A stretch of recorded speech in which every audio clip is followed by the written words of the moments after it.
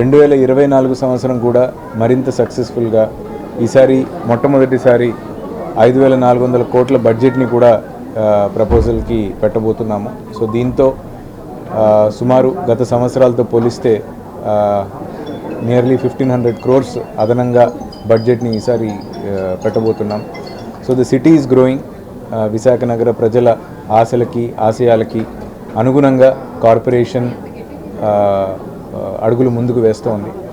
ఎన్నో మంచి ప్రాజెక్ట్స్ని అన్ని రంగాల్లో కూడా తీసుకురావడానికి ఎస్పెషలీ మౌలిక వస్తువుల విషయంలో అయితే ముఖ్య ప్రాధాన్యత ఇస్తూ ముందుకు వెళ్తున్నాము. అండ్ ఈకో వైజాగ్ని ప్రమోట్ చేసుకుంటూ మన విశాఖ నగరం ఒక ఈకో సిటీగా కేవలం దేశంలోనే కాదు యావత్ ప్రపంచంలోనే నిలబడాలనే ఆశయంతో ముందుకు వెళ్తోంది. దాంట్లోనే ముఖ్యంగా మన స్వచ్ఛ సర్వేక్షణ్ కూడా ఈసారి మెరుగైన ర్యాంకింగ్ దిశగా కూడా అడుగులు ముందుకు వేస్తోంది.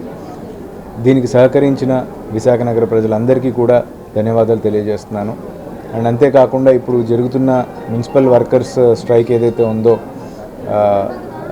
ఎన్నో we are also requesting them and అనేక రాష్ట్ర స్థాయిలోనూ అదేవిధంగా కార్పొరేషన్ స్థాయిలో కూడా ఎన్నో మల్టిపుల్ రౌండ్స్ ఆఫ్ మీటింగ్స్ కూడా ఏర్పాటు చేసుకొని ఈ స్ట్రైక్ని త్వరలో దాన్ని కాల్ ఆఫ్ చేయాలని కూడా రిక్వెస్ట్ చేస్తున్నాము.